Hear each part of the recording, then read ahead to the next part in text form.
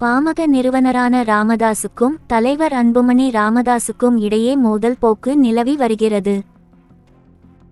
கடந்த மே 15, 16 ஆகிய தேதிகளில் திண்டிவனம் அடுத்த தைலாபுரம் தோட்டத்தில் பாமக மாவட்ட செயலாளர்கள் மற்றும் தலைவர்களுக்கான ஆலோசனை கூட்டத்தை ராமதாஸ் கூட்டினார். ஆனால் இதில் அன்புமணி ராமதாஸின் ஆதரவாளர்கள் பெரும்பாலானோர் கலந்து கொள்ளவில்லை. 102 மாவட்டங்களில் 12 மாவட்ட செயலாளர்கள், 10 மாவட்ட தலைவர்கள் மட்டுமே இந்த கூட்டத்தில் கலந்து கொண்டனர்.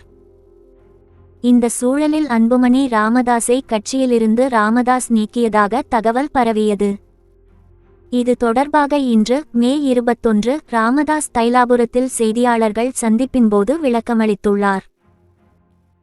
அவர் பேசுகையில், ஒரு காலத்தில் வன்னியர் சமுதாயத்தில் யாரும் படிக்கவில்லை, பத்திரப்பதிவு செய்ய வேண்டுமென்றால் பெருவிரல் ரேகையை வைத்தனர்.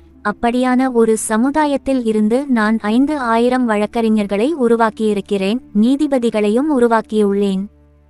எல்லாம் இட ஒதுக்கீட்டில் MP.C. கோட்டாவில் படித்தவர்கள்.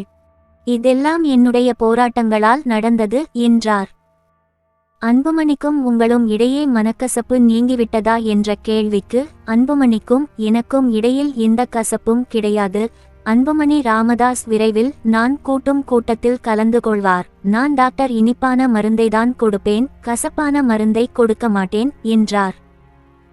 மேலும் அவர், அன்புமணியை கட்சியில் இருந்து நீக்குவேனா, அன்புமணி ராமதாஸை பாமகவில் இருந்து நீக்கப் போவதாக சிலர் வதந்திகளை பரப்பி வருகிறார்கள். அவர்கள் யார் என்று எனக்கு தெரியும். பாமகவை உருவாக்கியதே நான்தான். ஆனால் நான் கூட்டும் கூட்டத்திற்கே சிலர் வருவதில்லை என்று தெரிவித்துள்ளார்.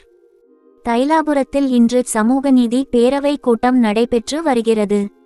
அதற்கு முன்னர்தான் இந்த செய்தியாளர்கள் சந்திப்பை நடத்தினார் ராமதாஸ். இன்றைய கூட்டத்திலும் அன்புமணி ராமதாஸ் கலந்து கொள்ளவில்லை.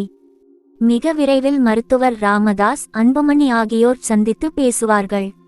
விரைவில் அது நடக்கும் என்று பாமக கவுரவ தலைவர் G.K. மணி கூறியுள்ளார்.